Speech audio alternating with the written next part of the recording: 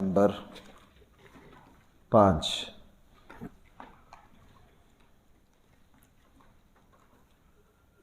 صفحہ نمبر 5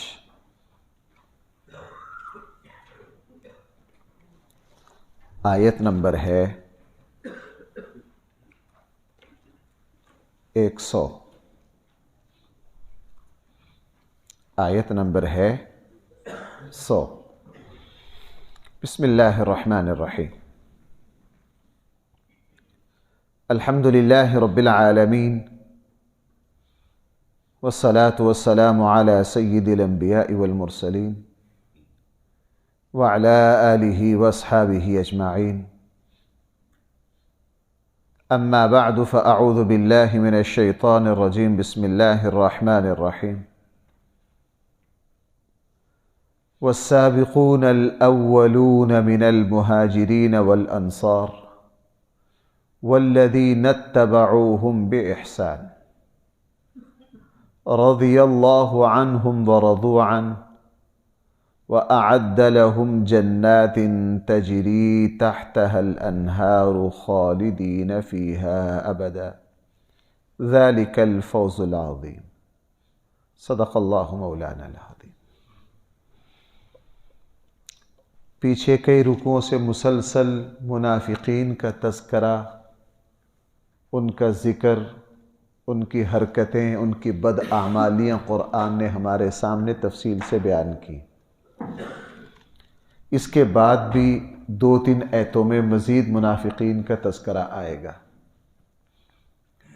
درمیان میں قرآن کریم نے رسول اللہ صلی اللہ علیہ وسلم کے صحابہ، آپ کے ساتھی مہاجرین اور انصار کی تعریف کی۔ قرآن کریم نے کیا فرمایا؟ پہلے ذرا الفاظ دیکھ لیے۔ فرمایا والسابقون الاولون من المہاجرین والانصار۔ مہاجر ان لوگوں کو کہتے ہیں جنہوں نے مدینہ کی طرف ہجرت کی، ان میں سے اکثریت مکہ کے حضرات تھے، اس کے علاوہ کچھ اور علاقوں کے بھی تھے۔ انصار ان کو کہا جاتا ہے مدینہ کے وہ صحابہ جنہوں نے مدینہ کے تھے، مدنی تھے، زیادہ یہ اوس اور خزرج کے تھے، اس کے علاوہ کچھ اور قبائل کے بھی تھے، اور بطور خاص ان میں وہ لوگ مراد ہیں جنہوں نے ہجرت سے تقریباً کوئی 1.5-2 سال پہلے سب سے پہلے 7 افراد رسول اللہ صلی اللہ علیہ وسلم سے میدان مینا میں ملے، اور اگلے سال جو ہیں وہ 70 افراد جن میں 2 خواتین تھیں، یہ رسول اللہ صلی اللہ علیہ وسلم سے ملے اور انہوں نے اسلام قبول کیا۔ سب نے رسول اللہ صلی اللہ علیہ وسلم کو مدینہ منورہ کی طرف ہجرت کی دعوت دی۔ آپ علیہ السلام کو اسلام کا مرکز چاہیے تھا، مکہ والے اسلام کے 100% مخالف تھے، تو مدینہ والوں کی یہ قربانی اور اسلام کی ایک عظیم الشان خدمت تھی کہ انہوں نے رسول اللہ صلی اللہ علیہ وسلم کو صرف اپنا وطن ہی نہیں، اپنی جان اور اپنا مال بھی فراہم کیا۔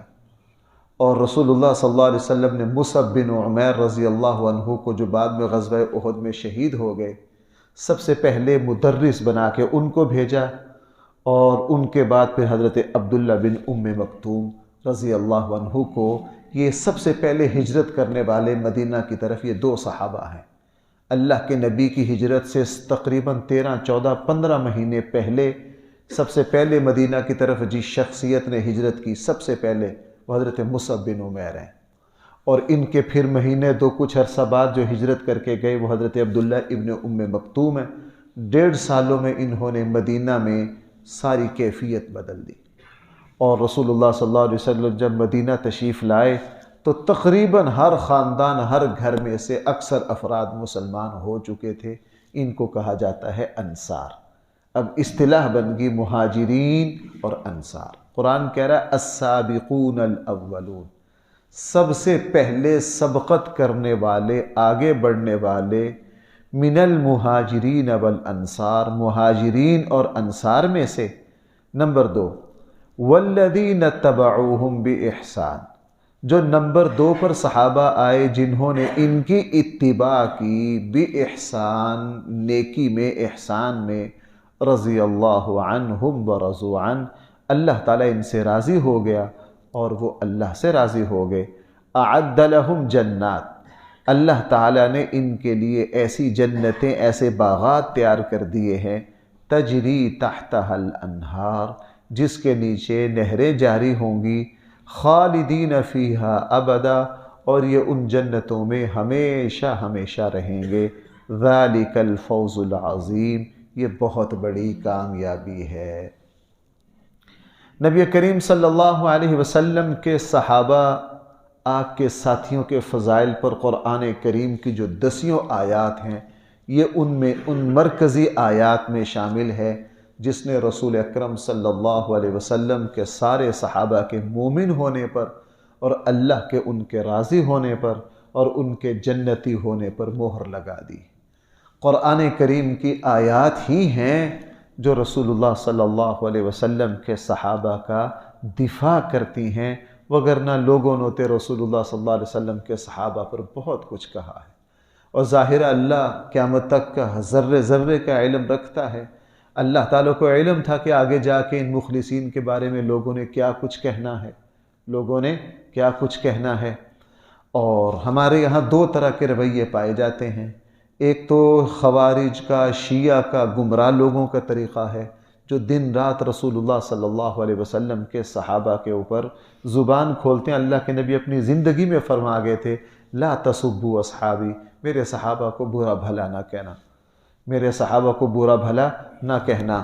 صحیح مسلم میں ہے، رسول اللہ صلی اللہ علیہ وسلم نے فرمایا، انصار سے محبت کرنا یہ ایمان کی علامتوں میں سے ایک علامت ہے۔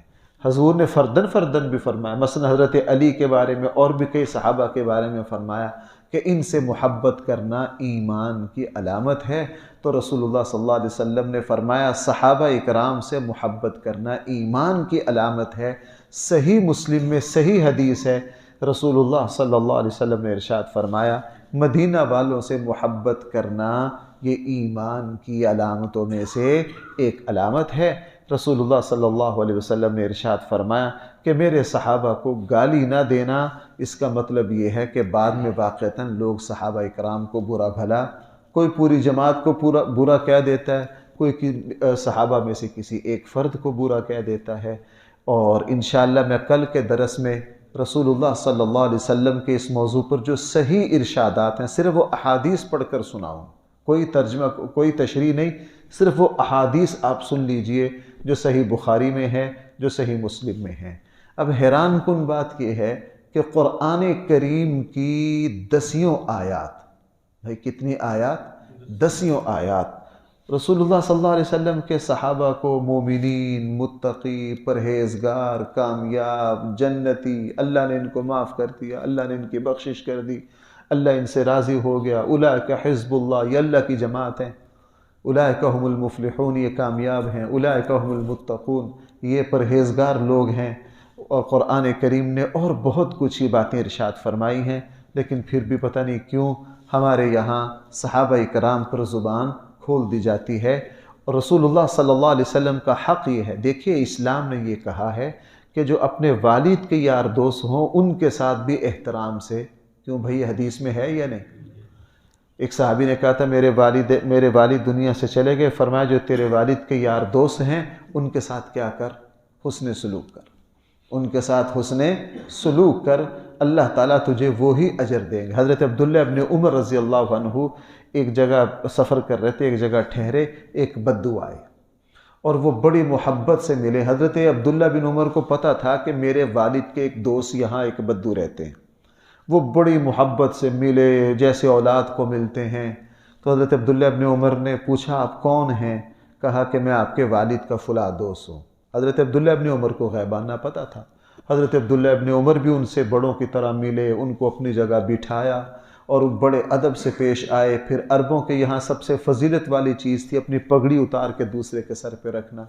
اپنے سر سے پگڑی اتاری اور ان کے سر پہ دی، اپنی سواری ان کو دی اور جو کچھ تھا ان کی خدمت میں پیش کیا۔ انہوں نے بڑا انکار کیا لیکن حضرت عبداللہ ابن عمر نے سارا احترام ان کے ساتھ احترام سے پیش آئے، اور باقی ساتھیوں نے پوچھا آپ ان کے ساتھ اتنی عزت سے کیوں پیش آئے؟ تو حضرت عبداللہ ابن عمر نے وہ حدیث سنائی، میں نے نبی کریم صلی اللہ علیہ وسلم سے سنا ہے، آپ علیہ السلام نے فرمایا کہ اپنے والد کے دنیا سے چلے جانے کے بعد ان کے یار دوستوں کے ساتھ حسن سلوک کرو، اگر تمہاری زندگی میں ماں باپ کے حق میں کہیں کوتاہی رہ گئی ہوگی، ان کی نسبت سے جب ان کے متعلقین کی خدمت کرو گے، اللہ تعالیٰ اس کا کفارہ بنا دیں گے۔ اللہ تعالیٰ اس کا کیا بنا دیں گے؟ اب ہمارے روحانی والد بھائی کون ہیں؟ نبی کریم صلی اللہ علیہ وسلم ہمارے روحانی والد نبی کریم صلی اللہ علیہ وسلم ہیں۔ آپ کے ساتھ مل کر جن لوگوں کے بارے میں قرآن کی آیات اتری، جنہوں نے رسول اللہ صلی اللہ علیہ وسلم کے ساتھ جنگیں لڑی، جنہوں نے پوری دنیا میں اسلام کا پیغام پہنچایا، جنہوں نے قرآن کریم محفوظ کیا، جنہوں نے رسول اللہ صلی اللہ علیہ وسلم کی ایک ایک ادا کو محفوظ کر کے ہم تک پہنچایا، مکمل اسلام کو پھیلانے والے، ان کی حفاظت کرنے والے، اور رسول اللہ صلی اللہ علیہ وسلم کے دشمنوں کو نیست و نابود کیا، جنہوں نے رسول اللہ صلی اللہ علیہ وسلم پر اپنی جانیں لگائیں، اپنا مال لگایا، اور جنہوں نے رسول اللہ صلی اللہ علیہ وسلم پر اپنی جوان اولادوں کو وار دیا، اور سب سے بڑی بات کہ یہ مقدس دین بہت بڑی امانت، جیسا رسول اللہ صلی اللہ علیہ وسلم سے لیا وہ آگے ایسے ہی پہنچایا، اور پھر اسلام کو پہنچانے کے لیے پوری دنیا میں اس طرح پھیلے کہ دنیا میں بکھر گئے۔ آج جس خطے میں جاؤ صحابہ اکرام کی قبریں وہاں ہیں، اور حدیث کی کوئی کتاب کھول لو تو ہمیں جب بھی کوئی ارشاد ملتا ہے وہ کسی صحابی کے واسطہ سے ملتا ہے، اور بطور خاص خلفائے راشدین نے پھر نبی کریم صلی اللہ علیہ وسلم کی طرز حکومت اور طرز ریاست کو امت تک پہنچایا اور اسلام کو قائم کیا۔ تو بھائی اگر ان لوگوں پر ہی زبان کھولی جائے، ان کو ہی برا بھلا کہا جائے، ان کو ہی گالیاں دی جائیں، یہ قرآن کا بھی انکار ہے، یہ صحیح احادیث کا بھی انکار ہے، اور یہ اسلام کی بنیاد کو بھائی کیا کر دینا ہے؟ ختم کر دینا ہے۔ اس لیے قرآن کریم نے ارشاد فرمایا السابقون الاولون من المہاجرین، اور وہ سب سے پہلے سبقت کرنے والے مہاجرین و انصار۔ اب ظاہر ہے، دیکھو بھائی ذرا میری بات سننا، یہ آیت میں بار بار عرض کر رہا ہوں، سورہ توبہ رسول اللہ صلی اللہ علیہ وسلم کی زندگی کی آخری صورتوں میں سے ہے، اور یہ حضور کی زندگی کا اختتام ہے۔ حضور کی زندگی کا سال ڈیڑھ سال باقی ہے، اور یہ اس وقت اتری ہیں۔ اب مہاجرین جو ہیں ان میں بڑے بڑے صحابہ سارے ہی آگے، خلفائے راشدین آگے، تقریباً 250 کے لگ بھگ مہاجرین کی تعداد ہے، وہ سارے آگے۔ انصار کی تعداد جو تقریباً ہے وہ 700 کے لگ بھگ بنتی ہے، وہ سارے آگے۔ تو بھائی اللہ ان سے کیا ہو گیا ہے؟ راضی ہو گیا ہے۔ اور مسلمانوں میں ایسے بدبخت فرقے بھی پائے گئے ہیں جنہوں نے صحابہ اکرام پر بہت زبان کھولی ہے، اور فرداً آج بھی ایسے لوگ پائے جاتے ہیں، اس وقت بھی پائے جاتے ہیں، جو رسول اللہ صلی اللہ علیہ وسلم کے صحابہ کی توہین کرتے ہیں، ان کی تنقیص کرتے ہیں، ان کے فضائل کا انکار کرتے ہیں۔ ہاں، جو تھوڑے سے مصلحت پسند ہیں وہ رسول اللہ صلی اللہ علیہ وسلم کے صحابہ پر بس زبان بند کر لیتے ہیں، نہ ان کے فضائل کا ذکر کرتے اور نہ ان کے بارے میں کوئی برائی کرتے، بس چپ رہتے ہیں، یعنی ان کی اہمیت کو کم کرتے ہیں۔ جو مسلمان اللہ کی کتاب کو پڑھتا ہے، جو قرآن کریم کو پڑھتا ہے، جو رسول اللہ صلی اللہ علیہ وسلم کی صحیح احادیث کو پڑھتا ہے، وہ حیران رہ جاتا ہے۔ اس لیے میں صرف اس آیت کی تشریح میں 2 مفسرین کے پیراگراف آپ کو سنانا چاہتا ہوں، ایک علامہ ابن کثیر کا اور ایک مولانا مودودی صاحب رحمۃ اللہ علیہ کا۔ آپ کو اس سے اندازہ ہو جائے گا کہ رسول اللہ صلی اللہ علیہ وسلم کے صحابہ کیا ہیں اور قرآن کریم ان کے بارے میں کیا کہہ رہا ہے۔ اب علامہ ابن کثیر جو ہیں یہ تقریباً یہ آج سے کوئی 750 پونے 800 سال پرانے بزرگ ہیں۔ یہ تفسیر پرانی تفسیر ہے، پوری دنیا میں مسلمہ ہے، جس خطے میں مسلمان ہیں وہیں یہ تفسیر مل جائے گی۔ سب کے یہاں یہ تفسیر سب سے زیادہ معتبر، اس کو امہات التفاسیر میں شمار کیا گیا ہے، یعنی وہ مرکزی تفسیریں جو قرآن میں بہت بنیادی کردار رکھتی ہیں۔ اس آیت کے تحت علامہ ابن کثیر نے کیا لکھا ہے آپ ذرا اس کو سن لیجئے۔ علامہ ابن کثیر رحمہ اللہ نے اس آیت میں فرمایا کہ اللہ تعالی عظیم و کبیر خبر دیتا ہے کہ وہ سابقین، اولین، مہاجرین اور انصار سے خوش ہے۔ اللہ خود خبر دے رہے ہیں۔ یہاں آ گیا بھائی کیا، رضی اللہ عنہم ورضوا عنہ، اللہ یہاں فرما رہے ہیں اللہ تعالی عظیم و کبیر خبر دیتا ہے کہ وہ سابقین، اولین، مہاجرین و انصار سے خوش ہے، اور ان سے بھی خوش ہے جو احسان کے ساتھ ان کی اتباع کریں۔ اب آگے دیکھیے، یہ 800 سال پہلے لکھ رہے ہیں، افسوس ان پر ہے، خانہ خراب ہو ان کا جو ان سے دشمنی رکھیں، انہیں برا کہیں یا ان میں سے کسی ایک کو بھی برا کہیں۔ بھائی کیا ان میں سے جس کو شرف صحابیت مل گیا ہم اس پر زبان کھول نہیں سکتے۔ ہم جو لوگ حضرت حسین پر زبان کھولتے ہیں، حضرت حسن پر کھولتے ہیں، حضرت علی پر کھولتے ہیں، یا حضرت امیر معاویہ پر کھولتے ہیں، یا مغیرہ بن شعبہ پر کھولتے ہیں، یا حضرت عثمان پر کھولتے ہیں، ان کو اسی وجہ سے منع کرتے ہیں کہ قرآن کریم کو دیکھو، اللہ کی کتاب کو دیکھو۔ میں کل اگر آپ کو حدیثیں سناؤں جو صرف صحاح ستہ کی جو حدیثیں ہیں، آپ ذرا وہ حدیثیں پڑھ کے دیکھ لیں کہ اللہ کیا فرما رہے ہیں۔ ان میں سے کسی ایک کو بھی برا کہے یا اس سے دشمنی رکھے، خصوصاً صحابہ، انصار و مہاجرین کے سردار، سب سے بہتر و افضل صدیق اکبر، خلیفہ عظیم حضرت ابو بکر بن ابی قحافہ سے جو بھی بغض رکھے یا ان کی شان میں کوئی گستاخی کا کلمہ بولے، اللہ اس سے ناراض ہے۔ کیوں؟ اللہ جس سے راضی ہو رہا ہے یہ ان کو کیا کہہ رہا ہے؟ رسوائے مخلوق رافضیوں کا بدترین گروہ افضل الصحابہ کو برا کہتا ہے، ان سے دشمنی رکھتا ہے، اللہ اس سے اپنی پناہ میں رکھے۔ یہی بات دلیل ہے اس پر کہ ان کی عقلیں الٹی ہیں اور ان کے دل اوندے ہیں، انہیں قرآن پر ایمان کہاں نصیب ہو۔ بھائی میری بات سن رہے ہیں؟ ان جو صدیق اکبر کو کافر کہے اس کا قرآن پہ ایمان ہے؟ کہاں سے ایمان ہو گیا؟ انہیں قرآن پر ایمان کہاں ہے جبکہ یہ ان پر تبرہ بھیجتے ہیں جن کے بارے میں قرآن کریم اللہ تعالیٰ کی رضامندی کا اظہار کھلے لفظوں میں بیان کرتا ہے۔ ہاں، اہل سنت ان سے خوش ہیں۔ اہل سنت ان سے کیا ہے؟ اہل سنت کی نشانی ہی یہ ہے کہ وہ رسول اللہ صلی اللہ علیہ وسلم کے صحابہ سے کیا کرتے ہیں؟ محبت کرتے ہیں۔ ہاں، اہل سنت ان سے خوش ہیں جن سے اللہ تعالیٰ راضی ہے، ان کو برا کہتے ہیں جنہیں اللہ تعالیٰ نے برا کہا ہے، اللہ کے دوستوں سے وہ محبت کرتے ہیں اور اللہ کے دشمنوں سے بھی وہ دشمنی رکھتے ہیں۔ وہ متبع ہیں، بدعتی نہیں ہیں، وہ پیروی اور اقتداء کرتے ہیں، نافرمانی اور مخالفت نہیں کرتے۔ یہی جماعت اللہ تعالیٰ سے کامیابی حاصل کرنے والی ہے اور یہی اللہ کے سچے بندے ہیں۔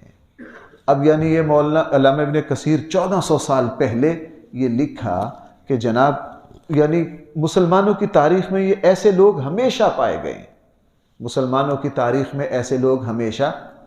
اب مولانا مودودی صاحب رحمۃ اللہ علیہ کا ایک سورہ فتح میں لقد رضی اللہ عن المؤمنین اذ یبایعونک تحت الشجرہ پر ایک پیراگراف ہے، آپ ذرا اس کو سن لیجئے، اور وہ اتنا جامع ہے میرے خیال سے جو بھی رسول اللہ صلی اللہ علیہ وسلم کے صحابہ کی توہین کرے تو مولانا کی طرف سے یہ بہترین تماچا ہے اس کے منہ پر۔ مولانا نے وہاں صحابہ اکرام کی تعریف میں ایسا جامع ایک وہ لکھا۔ اچھا، اب صلح حدیبیہ میں بھائی کتنے صحابہ تھے؟ 1400۔ صلح حدیبیہ میں کتنے صحابہ تھے؟ 1400۔ قرآن کیا کہہ رہا ہے؟ اللہ ان سے، اب لوگ ان کی توہین کرتے ہیں، کوئی کہتا ہے ان میں سے فلانا منافق تھا، کوئی کہتا ہے ان میں سے فلانا متنازع ہے، کوئی کہتا ہے ان میں سے فلانا ایسا ہے۔ مولانا نے سب کے جواب دیے۔ اب میں صرف آپ اس کو پڑھ لی، اس کو سن لیجئے، مجھے لگتا ہے کوئی بات باقی اس کے بعد نہیں رہے گی۔ یہ سورہ فتح ہے اور سورہ فتح کا 3 رکوع ہے۔ قرآن کریم نے ارشاد فرمایا لقد رضی اللہ عن المؤمنین، میں ذرا ترجمہ کرتا ہوں، اللہ ان مومنوں سے خوش ہو گیا جب وہ درخت کے نیچے تم سے بیعت کر رہے تھے۔ جب وہ درخت کے نیچے کیا کر رہے تھے؟ ان کے دلوں کا حال اس کو معلوم تھا۔ بھائی ان کے دلوں کا حال کس کو معلوم تھا؟ اللہ کو معلوم، اس لیے اس نے ان پر رحمت نازل فرمائی، ان کو انعام میں قریبی فتح بخشی اور بہت سا مال غنیمت انہیں عطا کر دیا جسے وہ ان قریب حاصل کر کے رہیں گے۔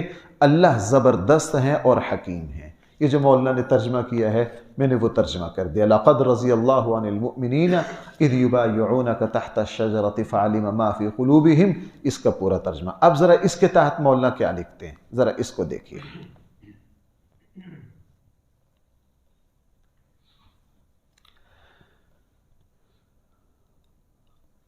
مولانا لکھ رہے ہیں اگر اللہ اور اس کے رسول اور اس کے دین کے لیے ان لوگوں کے اندر خلوص کی کچھ بھی کمی ہوتی تو وہ اس انتہائی خطرناک موقع پر رسول اللہ صلی اللہ علیہ وسلم کا ساتھ چھوڑ جاتے۔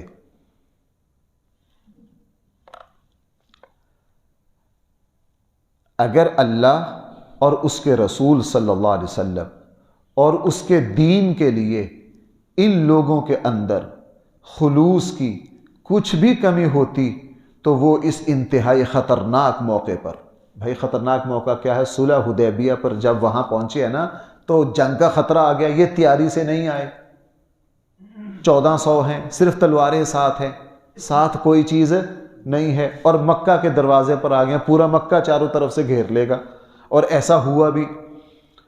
اس انتہائی خطرناک موقع پر رسول اللہ صلی اللہ علیہ وسلم کا ساتھ چھوڑ جاتے اور اسلام کی بازی ہمیشہ کے لیے ہار جاتی۔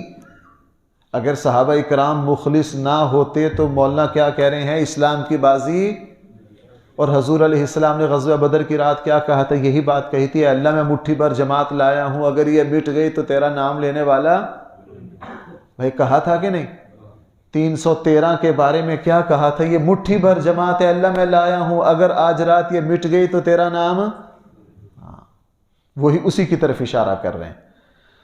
اس انتہائی خطرناک موقع پر رسول اللہ صلی اللہ علیہ وسلم کا ساتھ چھوڑ جاتے اور اسلام کی بازی ہمیشہ کے لیے ہار جاتی۔ ان کے اپنے اخلاص کے سوا کوئی خارجی دباؤ ایسا نہ تھا جس کی بنا پر وہ اس بیعت کے لیے مجبور ہوئے۔ مولانا نے فرمایا کہ وہاں جو انہوں نے بیعت کی صرف کس وجہ سے کی؟ اپنے دل کے اخلاص کی وجہ سے کی۔ ان کا اس وقت خدا کے دین کے لیے مرنے مارنے پر آمادہ ہو جانا اس بات کی کھلی دلیل ہے کہ وہ اپنے ایمان میں صادق و مخلص اور خدا اور رسول کی وفاداری میں درجہ کمال پر فائز تھے۔ بھائی سن رہے ہیں میری بات؟ میں اس کو دوبارہ پڑھتا ہوں۔ ان کا اس وقت خدا کے دین کے لیے مرنے مارنے پر آمادہ ہو جانا اس بات کی کھلی دلیل ہے کہ وہ اپنے ایمان میں صادق، مخلص اور خدا اور رسول کی وفاداری میں درجہ کمال پر فائز تھے۔ اسی بنا پر اللہ تعالیٰ نے ان کو یہ سند خوشنودی عطا فرمائی، رضی اللہ عنہم ورضوا۔ یہ سند ان کے پاس ہے۔ یہ کیا ہے؟ سند ان کے پاس ہے۔ اللہ کی سند خوشنودی عطا ہو جانے کے بعد اگر کوئی شخص ان سے ناراض ہو، اللہ تعالیٰ کے سند خوشنودی دینے کے بعد اگر کوئی شخص ان سے ناراض ہو یا ان پر زبان تان دراز کرے تو اس کا جھگڑا ان سے نہیں ہے بلکہ اللہ سے۔ بھائی سنتے ہیں میری بات؟ اب اگر کوئی حضرت عثمان کو، حضرت علی کو، حضرت حسن کو، حضرت حسین کو، امیر معاویہ کو، کسی مغیرہ بن شعبہ کو، عمر بن عاص کو، سیدنا صدیق اکبر کو، سیدنا عمر، کسی بھی صحابی کو برا کہتا ہے، اس کا جھگڑا کس سے؟ اس کا کیوں؟ اللہ تعالیٰ نے اپنی رضا کی اور متقی اور مفلحون کی سند کس نے دی؟ یہ ایک ہی مولانا کی یہ ایک ہی لین کافی ہے۔ یہاں کیا فرمایا؟ اور اللہ کی سند خوشنودی عطا ہو جانے کے بعد اگر کوئی شخص ان سے ناراض ہو، نمبر 2، یا ان پر زبان طعن دراز کرے، اعتراضات کی بچھاڑ کرے، تو اس کا معارضہ ان سے نہیں بلکہ اللہ سے ہے۔ اس پر جو لوگ اچھا جب یہ بات کہی جاتی ہے نا تو جو لوگ صحابہ کو برا بلا کہتے ہیں نا، وہ پتہ کیا کہتے ہیں؟ وہ کہتے ہیں نہیں، جس وقت یہ قرآن کی آیتیں اتری تھی نا اس وقت یہ مخلص تھے، منافق بعد میں ہوئے۔ منافق کیا ہوئے؟ بہت سے کہتے ہیں جناب انہوں نے نفاق اندر چھپا رکھا تھا، اور بدبخت وہ جیلم کا خبیث مرزا جیل میں یہی تو بکواس کرتا ہے، یہی تو کیا کرتا ہے، بکواس کرتا ہے، اور آپ لوگ مزے مزے سے سارا دن سنتے ہیں۔ کہتے ہیں جی جناب جس وقت یہ آیتیں اتری تھی اس وقت وہ کیا تھے، مخلص تھے، بعد میں کیا ہو گئے؟ اس کا جواب ذرا سنیے۔ اس پر جو لوگ یہ کہتے ہیں کہ جس وقت اللہ نے ان حضرات کو یہ خوشنودی کی سند عطا کی تھی اس وقت تو یہ مخلص تھے، مگر بعد میں یہ خدا اور رسول کے بے وفا ہو گئے۔ بعد میں کیا ہو گئے؟ اچھا اب ذرا دیکھیں مولانا اس کا جواب دیتے ہیں۔ وہ شاید اللہ سے یہ بدگمانی رکھتے ہیں کہ اسے یہ آیت نازل کرتے وقت ان کے مستقبل کی خبر نہ تھی۔ بھائی سمجھ رہے ہیں؟ جو لوگ یہ کہتے ہیں جب یہ آیتیں اتری اس وقت کیا تھے اور بعد میں کیا ہو گئے، تو مولانا فرما رہے ہیں یہ لوگ صحابہ کے بارے میں بدگمان نہیں ہیں، یہ اس اللہ کے بارے میں بدگمان ہیں جو علام الغیوب عالم الغیب والشہادہ ہونے کے باوجود بھی ان کو سند خوشنودی دے گیا اور پتہ نہیں تھا کہ آگے جا کے کیا کرنا ہے۔ تو یہ ان صحابہ پر بے اعتمادی نہیں، یہ اللہ کے عالم الغیب ہونے کا انکار ہے۔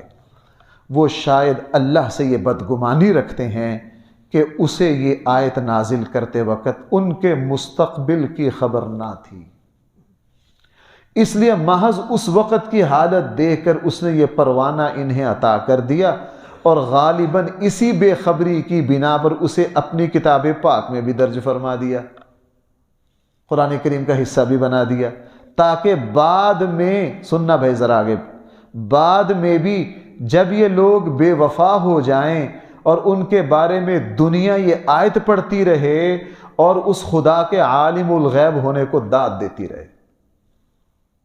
نہیں سمجھے؟ اگر وہ بے وفا تھے، قرآن نے سند خوشنودی دی دی، مولانا فرما رہے ہیں جناب بعد میں ہوگا کیا؟ یہ ساری ٹیم منافقوں کی، اور تم نماز میں کہہ رہے ہوگے لقد رضی اللہ عن المؤمنین اذ یبایعونک تحت شجرہ، تو یہ قرآن تو تماشا بن جائے گا، پھر یہ قرآن کیا بن جائے گا؟ تماشا بن جائے گا۔ لوگ کہیں گے یہ سارے منافق ہیں، لیکن قرآن کیا کہہ رہا ہے؟ اللہ ان سے راضی ہو گیا، یہ تو پھر قرآن تماشا بن گئی، یہ تو پھر اللہ کی ذات تماشا بن گئی۔ قرآن اور اللہ کی ذات تماشا نہیں بن سکتی، تماشا تم خود ہو، تماشا تم کیا ہو؟ خود ہو۔ اب مجھے ایک بات بتاؤ، قرآن کہہ رہا اولئک هم المتقون، یہ کیا ہے؟ پرہیزگار ہے۔ کوئی کہے جی یہ فلاں فلاں خیانتیں کرتے تھے، بددیانتیں کرتے تھے، یہ کرتے تھے، یہ کرتے تھے، قرآن کیا کہہ رہا ہے؟ اولئک هم المفلحون، اولئک حزب اللہ۔ قرآن کیا کہہ رہا ہے؟ رضی اللہ عنہم ورضوا عنہ۔ سورہ حجرات میں قرآن کہہ رہا ہے اولئک هم الراشدون، یہ ہدایت یافتہ ہے۔ قرآن کیا کہہ رہا ہے؟ محمد الرسول اللہ والذین معه اشداء علی الکفار رحماء بینہم تراہم رکعا سجدا یبتغون فضلا من اللہ ورضوان۔ کل میں جمعے میں یہی بات عرض کر رہا تھا، میرے نزدیک جمعے والی بات بہت اہم ہے۔ یبتغون فضلا من اللہ ورضوانا، انہوں نے جو کچھ خدمات انجام دی یہ صرف کیا پانا چاہتے ہیں؟ اللہ کی رضا کو۔ سیماہم فی وجوہہم من اثر السجود ذالک مثلہم، اللہ ان کی مثال، قرآن کہہ رہا ہے ذالک مثلہم فی التوراۃ ومثلہم فی الانجیل، یہ وہ صحابہ ہیں جن کی مثالیں قرآن کہاں دے رہا ہے؟ تورات اور انجیل میں دے رہا ہے۔ اچھا، جس وقت اللہ نے ان حضرات کو یہ خوشنودی کی سند عطا کی تھی اس وقت تو یہ مخلص تھے، مگر بعد میں یہ خدا اور رسول کے بے وفا ہو گئے۔ وہ شاید اللہ سے یہ بدگمانی رکھتے ہیں کہ اسے یہ آیت نازل کرتے وقت ان کے مستقبل کی خبر نہ تھی، اس لیے محض اس وقت کی حالت کو دیکھ کر اس نے یہ پروانہ انہیں عطا کر دیا۔ غالباً اسی بے خبری کی بنا پر اسے اپنی کتاب پاک میں درج فرما دیا، تاکہ بعد میں بھی جب یہ لوگ بے وفا ہو جائیں ان کے بارے میں دنیا یہ آیت پڑھتی رہے اور اس خدا کے علم غیب کی داد دیتی رہے جس نے معاذ اللہ ان بے وفاؤں کو یہ پروانہ خوشنودی عطا کیا تھا۔ بھائی کافی ہو گیا؟ ہاں، اس لیے میں آپ سے ایک بات عرض کرتا ہوں، صحابہ اکرام پر تبصرہ کرنے سے پہلے قرآن کی آیات کو پڑھ لو، صحابہ اکرام پر تبصرہ کرنے سے پہلے حضور کے ارشادات پڑھ لو، اس کے بعد کہیں اور جاؤ۔ میں نے یہ دیکھا ہے صحابہ اکرام پر جو بھی کیچڑ اچھالتا ہے وہ تاریخ کی کتابوں سے اچھالتا، قرآن سے نہیں اچھالتا، چونکہ قرآن اس کو اجازت ہے نہیں دیتا۔ بھئی اگر ایک بات اور سناؤں، ٹائم کافی ہو گیا۔ ایک مرتبہ میرے پاس کچھ دوست بیٹھے تھے، وہ کسی شیعہ عالم کی تقریر سن کر آئے تھے، وہ یہاں بھی جمعہ پڑھتے ہیں، کل بھی جمعے میں تھے۔ کہنے لگے مفتی صاحب صحابہ قرآن خود صحابہ اکرام کو برا کہہ رہا ہے۔ میں کہا جی اچھی بات، اللہ و قرآن کہاں، آج نیا انکشاف ہوگا۔ چوتھا پارہ کھولا انہوں نے، چوتھے پارے میں پیچھے وہاں آپ کو جہاں وہ آیتیں آئی تھی میں نے اس وقت توجہ دلائی تھی کہ صحابہ اکرام غزوہ احد سے پاؤں اکھڑ گئے تھے کہ نہیں دوسری مرتبہ بھائی، وہ آیت پڑھی۔ کہنے لگا جی دیکھو قرآن خود کہہ رہا ہے یہ میدان جنگ سے بھاگ گئے، یہ میدان جنگ سے، اور حدیث میں ہے کہ میدان جنگ سے بھاگنا بہت بڑا گناہ ہے۔ میں نے کہا اچھا یار آپ نے یہ آیت تو پڑھ لی، اس آیت کا ذرا اگلا حصہ بھی پڑھو، چونکہ شیعہ کو قرآن آتا نہیں، وہ پڑھتے ہی صرف اتنا ٹکڑا ہے، اگلا نہیں پڑھتے۔ میں نے شیعہ کے بڑے بڑے علماء کے قرآن سے سنے وہ صرف اتنا ٹکڑا پڑھتے ہیں، حالانکہ ان کی اس جو دلیل بنا رہے ہوتے ہیں اس کا جواب خود اسی آیت میں۔ میں نے کہا جناب یہ آیت ذرا پوری پڑھو، آگے اللہ کیا فرما رہے ہیں، اللہ نے ان کو معاف کر دیا، ثم عفا اللہ، جہاں یہ ہے نا کہ وہ غزوہ احد سے بھاگ گئے، اس آیت کے آخر میں اللہ کیا فرما رہے ہیں، اللہ نے ان کو کیا کر دیا۔ میں کہا تم کون ہوتے ہو؟ باپ جس کو معاف کرے بیٹا اس کو پوچھ سکتا ہے جاب، یہاں تو خدا ہے۔